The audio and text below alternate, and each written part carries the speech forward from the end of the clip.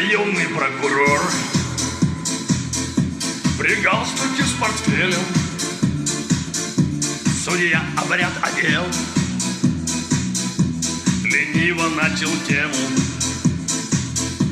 Привстаньте, господа, здесь слушается дело. Фамилия моя знакома в этих стенах, а для вас я никто, как и вы для меня. Я плюю на закон, вы меня в лагеря, а для вас я никто. Сколько было таких,